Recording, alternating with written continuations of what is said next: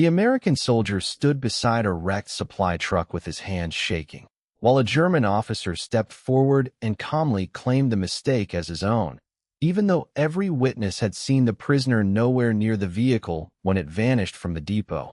And when General MacArthur arrived, he found one man facing punishment for a crime he could not have committed, another refusing to speak, and a sealed crate missing from the cargo. In September 1946, Captain Friedrich Adler and 32 German prisoners were assigned to a post-war processing center outside Yokohama, where Allied officers checked identities, repaired damaged records, and prepared foreign captives for transfer. Sergeant Michael Turner supervised their warehouse detail and had earned Adler's respect by enforcing orders without humiliating the men. One morning, Turner received instructions to move 6 sealed medical crates from Warehouse 4 to a rail platform before noon. He signed the vehicle sheet, counted every box, and told Adler's group to remain outside while American drivers loaded the truck. Adler noticed one crate carried a fresh shipping label over an older German mark, but Turner dismissed it as reused packaging. The truck left the warehouse, crossed the inner yard, and disappeared through a service gate toward the railway siding. 20 minutes later, an explosion of noise came from the eastern road, followed by a telephone call reporting that the truck had struck a drainage barrier and overturned. Turner ran toward the crash site while Adler and the German prisoners were ordered back against the warehouse wall. At the wreck, military police found the driver unconscious beside the cab and only 5 crates in the cargo bed. The 6th box, the one carrying the altered label, was missing, while tire marks from another vehicle crossed the wet road toward a maintenance lane. Turner searched the damaged truck and discovered that his signed vehicle sheet now showed 7 crates rather than 6. Someone had added another line beneath his signature, making it appear that Turner had accepted responsibility for cargo he had never seen. Colonel Harris ordered Turner confined to quarters until the missing shipment was located. Adler watched the sergeant being escorted away and asked to speak with the investigating officer, claiming that Turner had left the warehouse only after every crate was counted. Harris refused to accept testimony from a prisoner unless Adler could explain the altered German mark. Adler examined the surviving labels and recognized it as a medical distribution code used by a German field hospital during the final months of the war. That information made the missing crate far more serious, because the inventory described ordinary surgical equipment, while the German code suggested the box had once contained confidential personnel files. Harris ordered Warehouse 4 sealed, and every worker searched. Inside a storage cabinet, guards found Turner's spare access key beside a torn piece of the missing crate's label. The evidence placed suspicion directly on him, even though Turner insisted he had lost the key 2 days earlier and reported it verbally to another sergeant. The officer who received that report denied hearing anything. When Harris prepared formal charges, Adler stepped forward in front of the entire detail and said he had taken the key, entered the warehouse after lights out, and changed the cargo papers himself. The confession made no sense because Adler had been locked inside the prisoner barracks during the hours he described, yet he refused to change a single word. By afternoon, the German officer had taken the blame for an American soldier's apparent crime, while the 6th crate remained missing somewhere beyond the processing center. Subscribe for more forgotten German POW stories like this one. General Douglas MacArthur arrived the next morning for a scheduled inspection and found Warehouse 4 under military guard. Harris briefed him on the missing crate, Turner's altered paperwork, and Adler's confession, then admitted that the prisoner's story contradicted every movement log in the camp. MacArthur asked to see both men separately. Turner repeated that he had counted 6 crates, lost his spare key days earlier, and never touched the shipping sheet after signing it. Adler calmly claimed responsibility again, but could not explain how he crossed a locked barracks door without being recorded. MacArthur rejected both statements as incomplete and ordered the warehouse reconstructed exactly as it had been before the truck left. Every crate position, loading route, clipboard, and key was returned to its original place, while the workers who had been present were brought back one at a time. A Japanese civilian mechanic named Sato remembered repairing a forklift beside the warehouse that morning. He had seen an American supply clerk enter the side door carrying a canvas document bag shortly before Turner signed the vehicle sheet. The clerk, Corporal David Mills, denied entering the building and produced a time card showing he had been at headquarters. MacArthur compared the card with the warehouse clock and noticed the punches were unusually clean, as if made together rather than hours apart. Military police searched Mills's desk and found carbon paper carrying partial impressions of Turner's signature. They also discovered a railway timetable with one freight departure circled for the night after the truck accident. Before investigators could arrest him, Mills disappeared from the administrative block. His uniform jacket remained in a locker, while a civilian coat and bicycle were missing from the staff housing area. MacArthur ordered the railway station watched without canceling the train. Turner remained confined, while Adler was placed under separate guard because investigators still did not know why he had confessed to protecting the sergeant. That evening, a man wearing civilian clothes approached the freight platform and handed a railway employee a brass luggage token. Military police moved in, but the employee threw the token beneath a moving cart and ran toward the station tunnel. The man in civilian clothes was not Mills, but one of Adler's German prisoners, Lieutenant Hans Weber. Inside Weber's pocket, investigators found half of the missing crate label and a photograph of Mills standing beside a warehouse used by occupation contractors. Weber admitted helping Mills exchange documents for food and money, but claimed Turner knew nothing about it. He also said Adler had discovered the arrangement several days earlier and ordered him to stop before American authorities found out. MacArthur now understood why Adler had confessed. If Weber's involvement became public immediately, the entire German group could be treated as part of a theft network, delaying every pending transfer, while Turner's missing key made the American sergeant an easy target.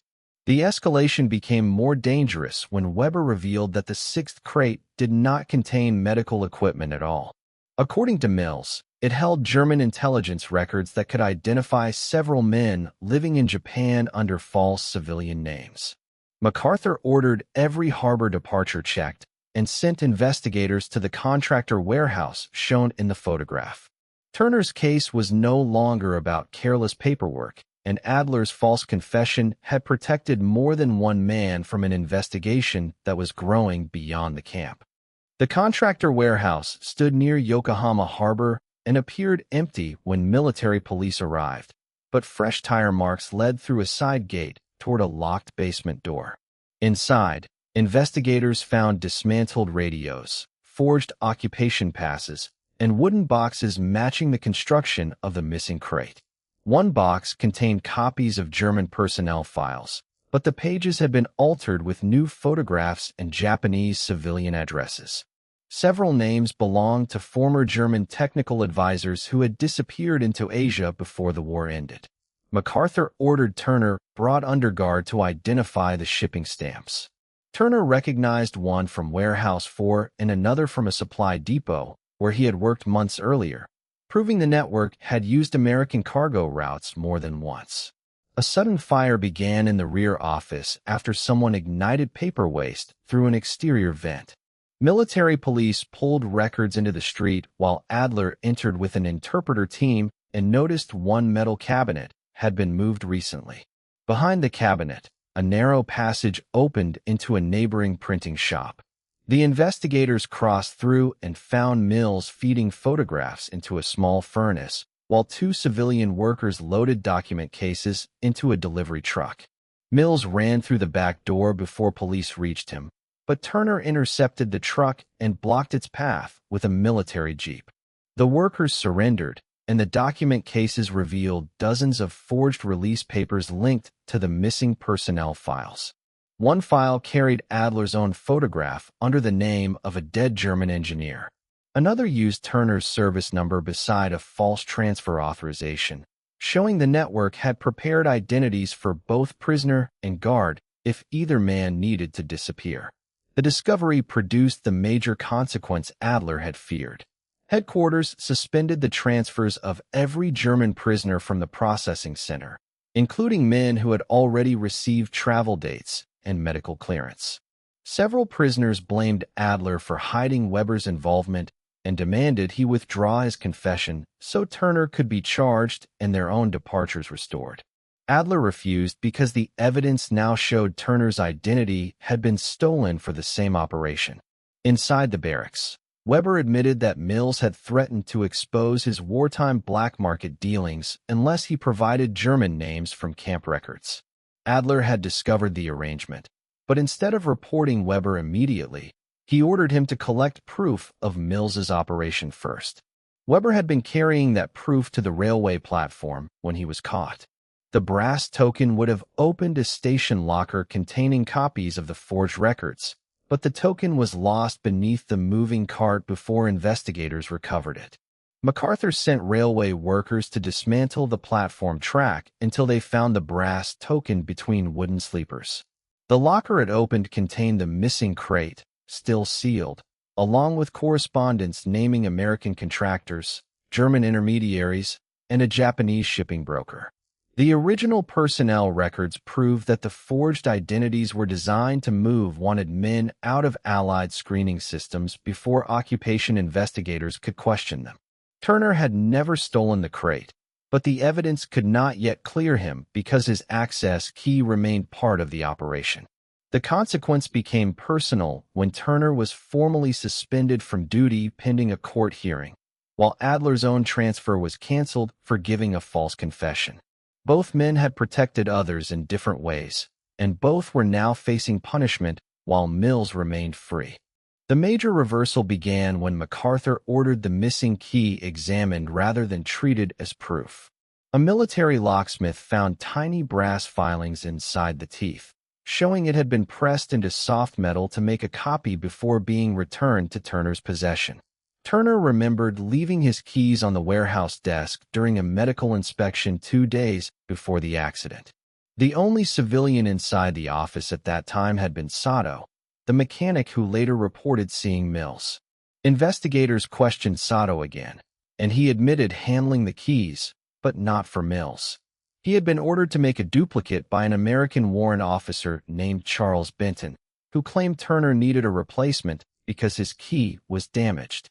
Benton supervised transport records for 3 occupation depots and had personally approved Mills's time card. When military police entered his office, they found his desk cleared and a harbor pass issued for a ship departing that evening. MacArthur ordered the harbor gates closed quietly while allowing passenger boarding to continue. Adler studied Benton's photograph and recognized him as the American officer shown beside Mills in one of the documents recovered from the warehouse. At the pier, Benton approached the ship carrying a medical case and travel papers under another name. Turner stood behind a customs desk in civilian clothing and identified the warrant officer before he reached the gangway. Benton abandoned the case and ran into the cargo yard, where stacked crates created narrow passages toward the water. Military police closed both exits while Adler recognized German markings on one container and warned that the path ended beside unstable machinery. Benton climbed onto a loading platform and attempted to cross toward another pier. A crane operator stopped the machinery, leaving him stranded above the yard until police reached the platform from both sides. Inside the medical case, investigators found Turner's original missing key report with Benton's initials proving he had received it. He had hidden the report, duplicated the key, and used Mills to alter the shipping records so Turner would appear responsible if the crate vanished. A second envelope contained Weber's German black market file. Benton had threatened to hand it to investigators unless Weber cooperated, which explained why Adler believed revealing Weber immediately would help the same men controlling him. MacArthur confronted Benton with the key report, forged identities, and correspondence recovered from the locker. Benton admitted the scheme had begun as a way to sell transport access, then expanded when German intermediaries offered money to remove sensitive files. The reversal cleared Turner from the theft and exposed Adler's confession as an attempt to keep a frightened subordinate alive long enough to produce evidence. MacArthur canceled Turner's suspension and ordered Adler's false statement preserved, not as proof of guilt, but as part of the investigation. He refused to reward Adler or excuse the deception, because taking responsibility for a crime he did not commit had obstructed the inquiry. However, he also refused to punish him before the court heard why the German officer had chosen to lie. For the first time, Turner and Adler stood on the same side of the case, while Benton, Mills, and Weber faced separate questions about their actions. The man who had taken the blame was no longer protecting an American soldier from justice, but protecting him from becoming the convenient victim of someone else's plan. A military hearing opened inside the processing center 3 days later. Turner testified first, describing the 6 crates, the missing key, and the verbal report Benton had buried. The locksmith then demonstrated how the duplicate had been made from an impression taken before the accident. Sato confirmed that Benton had ordered the copy and falsely described it as routine maintenance. His statement connected the key directly to the transport office rather than Turner or the German prisoners. Mills was captured that morning in a fishing district after using one of the forged civilian identities found in the warehouse. He carried a coded notebook containing payment amounts beside initials matching Benton and several contractors. At the hearing, Mills admitted changing Turner's vehicle sheet after the sergeant signed it. He had added the 7th crate so that any missing cargo could be blamed on Turner without revealing the personnel records hidden inside the 6th. Weber then testified that Adler discovered the blackmail arrangement but prevented him from reporting immediately because no physical evidence connected Mills to Benton. Adler ordered him to copy documents and deliver them to the station locker before anyone moved the missing crate. The hearing board asked Adler why he had confessed once Turner became a suspect. Adler answered that Weber would have fled or lied if exposed too early, while Turner already had an official process through which he could eventually defend himself. MacArthur challenged him directly, stating that an innocent soldier could have lost his career while Adler protected a prisoner with a compromised past. Adler accepted that consequence and did not ask the court to approve his decision. The judges cleared Turner completely and restored his duty status. Benton and Mills were transferred for prosecution on theft, falsification of military records, conspiracy, and unauthorized movement of classified material. Weber remained a German prisoner and faced separate disciplinary review for assisting the network, but his cooperation and the blackmail evidence were entered into his file. Adler's false confession was recorded as obstruction without malicious intent, leaving his own release decision to higher authority. Before the camp returned to normal operation, MacArthur ordered every supply key recut and every prisoner transfer verified through 2 independent offices. He also required sensitive personnel records to travel separately from ordinary cargo. The missing crate was opened under official seal, and its genuine records copied for occupation investigators. Several false civilian identities were canceled before the men using them could leave Japan. Turner met Adler beside Warehouse 4 after the hearing and returned the torn German label that had first connected the crate to the old field hospital system. Adler gave Turner the copied key that had nearly destroyed his career, now stamped as evidence and released by the court. The final irreversible event came when the corrected transport records were distributed to every depot in the region, making Benton's network useless even if one accomplice escaped. Turner resumed duty under his real record, and Adler boarded a later prisoner transport under his own name rather than another man's accusation. MacArthur watched the vehicle leave the processing center without ceremony. The German officer had taken blame that did not belong to him, but the investigation had ensured that neither his lie nor Benton's forgery would become the permanent truth. Months later, Turner received a small envelope forwarded from a European transit camp, containing only the torn shipping label and a brief note from Adler asking him to keep it with the corrected report. Turner placed it beside the duplicate key inside his service file, where both objects remained attached to the case. MacArthur's final order had already closed the transport loophole, leaving the record to show exactly what happened. One American soldier was framed, one German officer lied to protect him, and the truth survived both men's mistakes. Most people know how World War II ended. Very few know what happened inside these prison camps. Subscribe for more Untold WWII stories.